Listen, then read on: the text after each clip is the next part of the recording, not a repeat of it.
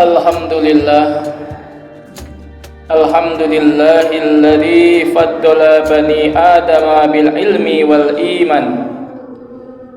Asyhadu an la ilaha illallah wahdahu la syarikalah wa asyhadu anna Muhammadan abduhu wa rasuluhu la nabiyya ba'dah.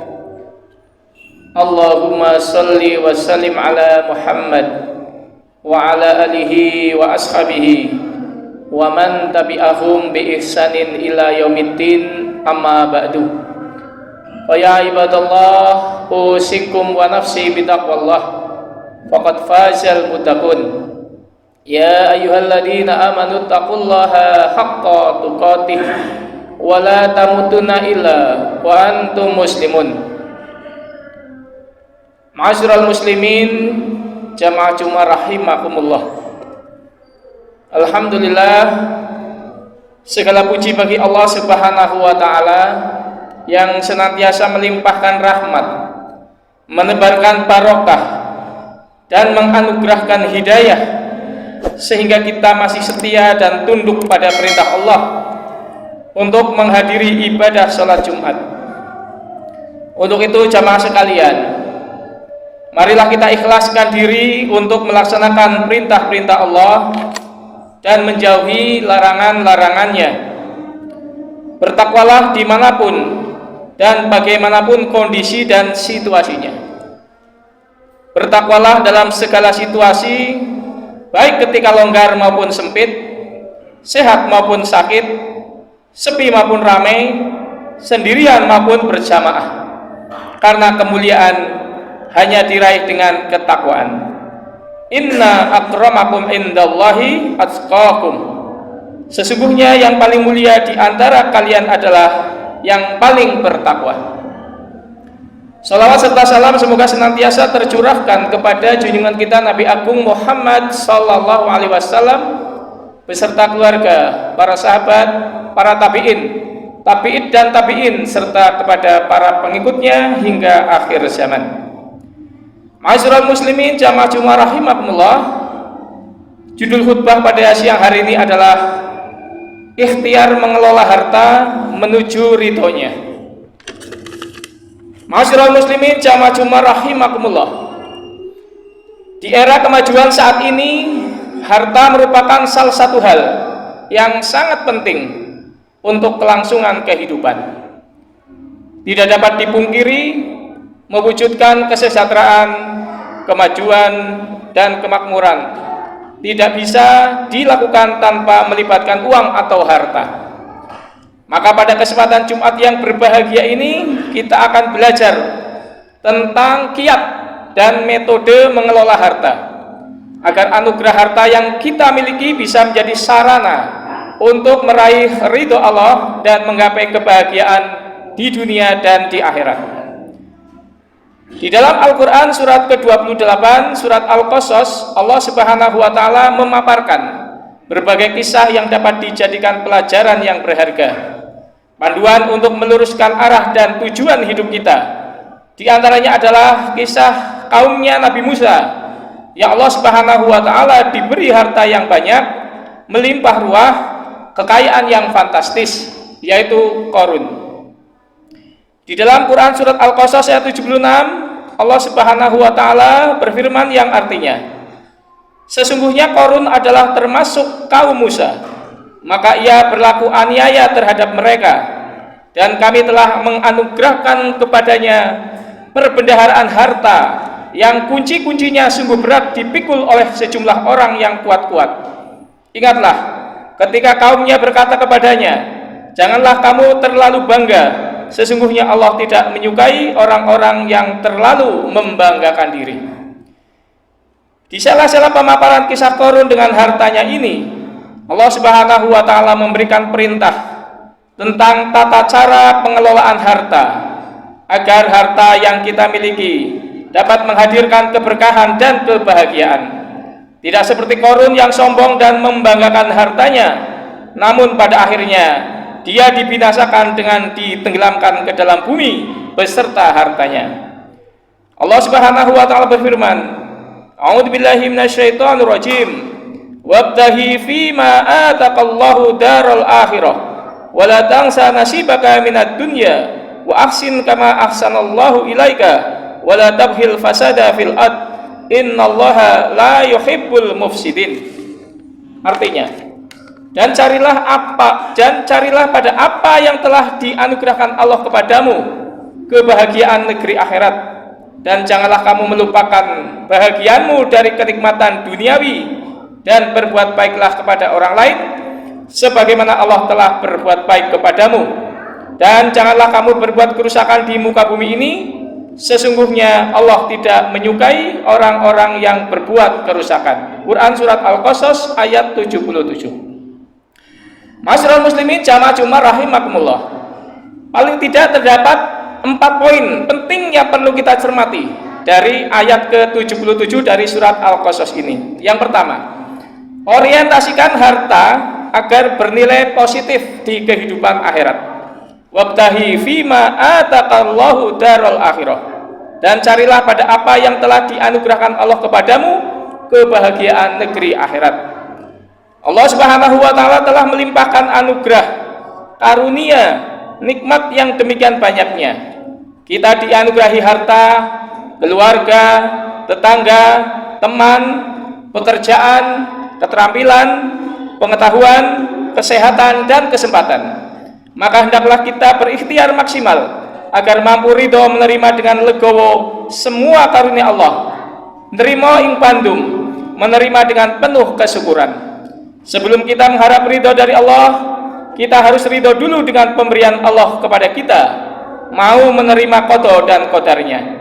Sungguh Allah telah membagikan rezeki dan karunia-Nya kepada manusia dengan penuh keadilan. Masing-masing orang mendapatkan jatahnya yang berbeda dengan orang lain. Semuanya Allah berikan sesuai dengan pengetahuan dan kebijaksanaannya. Maka yakinilah bahwa rezeki yang kita dapatkan adalah porsi yang paling tepat dan sesuai untuk kita. Tidak perlu iri dan dengki karena beranggapan orang lain mendapatkan karunia harta yang lebih banyak, apalagi sampai melakukan perbuatan yang kriminal seperti korupsi, mencuri, merampas, dan merampok hak milik orang lain. Allah telah berjanji untuk memberi rezeki kepada semua makhluknya di alam semesta ini. Tugas kita sebagai hamba adalah mensyukuri karunia rezeki Allah tersebut dan menggunakannya sebagai sarana untuk melakukan ketaatan kepada Allah dan bertaqarrub kepadanya dengan berbagai bentuk ketaatan dan ketundukan.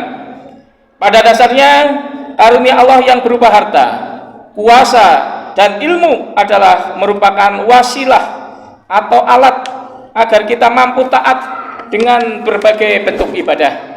Semakin banyak harta, semakin tinggi kuasa atau jabatan, dan semakin banyak ilmu harusnya selaras dengan semakin banyak dan bertambahnya ibadah yang dilakukan. Ma'asyiral muslimin jamaah Jumat rahimakumullah. Yang kedua, wala tansa nasibaka minad dunya, dan janganlah kamu melupakan bagianmu dari kenikmatan duniawi. Frasa ini menjelaskan bahwa kita boleh merasakan dan menikmati bagian kita di kehidupan dunia. Allah Subhanahu wa taala memberikan kesempatan kepada kita untuk menikmati indah dan nikmatnya dunia, tentu dalam batas-batas yang diperbolehkan. Allah menciptakan segala yang ada di dunia ini untuk menunjang suksesnya misi manusia sebagai khalifatullah fil ard, yaitu sebagai makhluk yang diberi tugas untuk mengatur, mengelola, merawat, dan mempergunakan alam dan isinya untuk kemaslahatan kehidupan. Misi yang Allah amanahkan kepada manusia dalam menjalankan tugas sebagai khalifah dibarengi dengan fasilitas yang lengkap dan sarana yang sangat memadai. Dan di tengah proses menjalankan amanah tersebut, manusia diberi kesempatan, kelonggaran, dan keleluasaan untuk menikmati kenikmatan duniawi. Kita bisa menikmati kebahagiaan di tengah menjalankan tugas dan kewajiban, dan menikmati kebahagiaan dan kebaikan bisa diawali dari mulai saat ini di dunia ini hingga nanti di akhirat.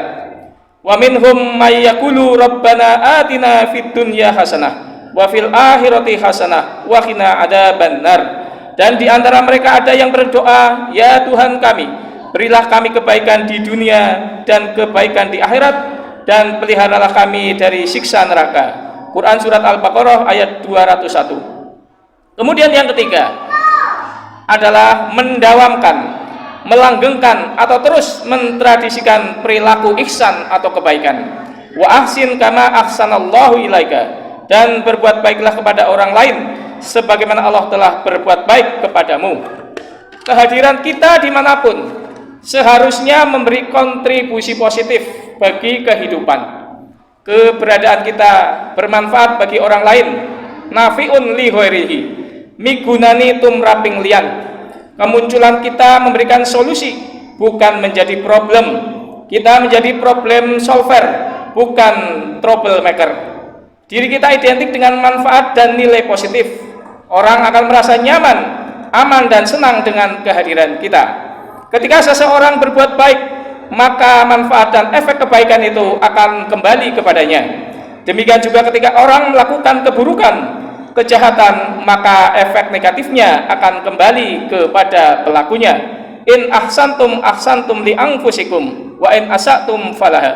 Dan jika kamu berbuat baik kepadamu, maka kamu berbuat baik bagi dirimu sendiri. Dan jika kamu berbuat jahat, maka kejahatan itu bagi dirimu sendiri. Quran surat Al-Isra ayat ke-7. Ma'asyiral muslimin jamaah Jumat rahimakumullah. Adapun yang keempat adalah tidak melakukan ifsad atau kerusakan di bumi. Wala tafil fasada fil ard, dan janganlah kamu berbuat kerusakan di muka bumi. Ketika seseorang diberi harta, diamanai kuasa, dititipi ilmu, itu sejatinya merupakan modal untuk melakukan ihsan, bukan alat untuk berbuat kerusakan, menebar ketakutan, apalagi menzolimi orang lain. Para hartawan, pejabat, ilmuwan harus mampu menahan diri dari melakukan kerusakan dengan dalih mengelola alam raya ini. Boleh melakukan penambangan berbagai kekayaan alam, namun dalam batas kewajaran.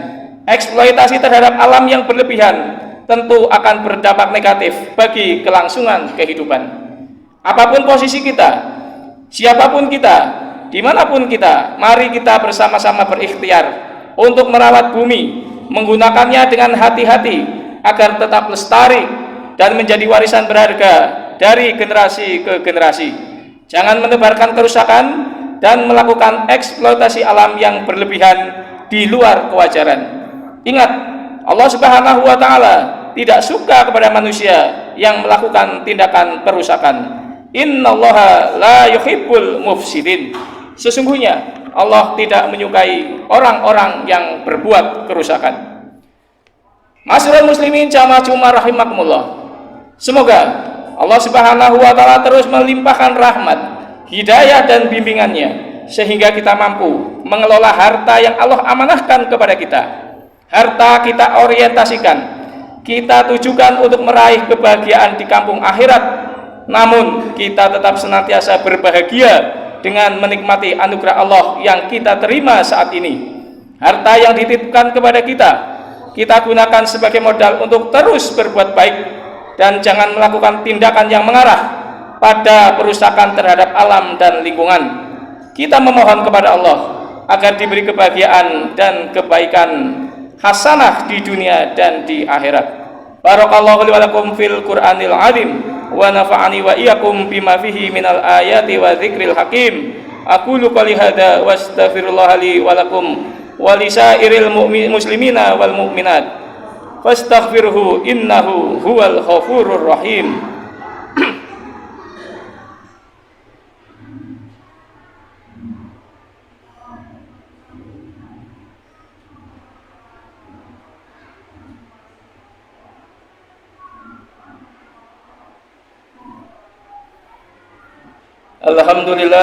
Alhamdulillahilladzi arsala rasulahu bil huda wa dinil haqq liyudhhirahu ala dini kullih wa kafa billahi syahida.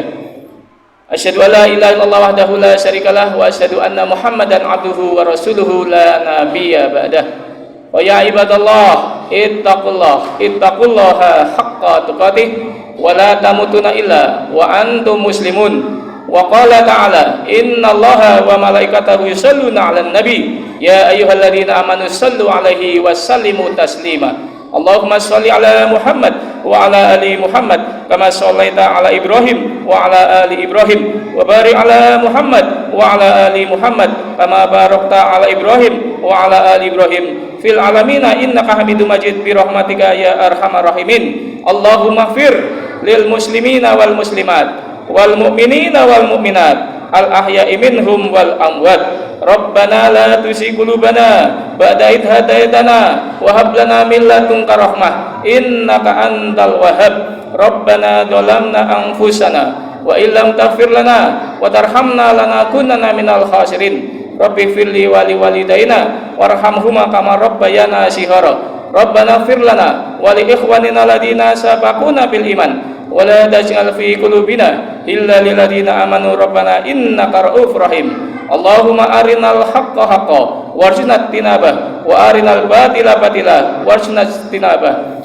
Allahumma aslih lana dinana alladhi wa ismatu amrina wa aslih lana dunya allati fiha ma'asuna wa aslih lana akhiratana allati fiha ma'aduna waj'alil hayata ziyadatan lana fi kulli khair waj'alil mauta rahatan lana min kulli syarr. Rabbana atina fid dunya hasanah wa fil akhirati hasanah wa qina adzabannar. Subhana rabbika rabbil izzati amma yasifun wa salamun alal mursalin walhamdulillahi rabbil alamin wa la dzikrullahi akbar. Aqimis shalah.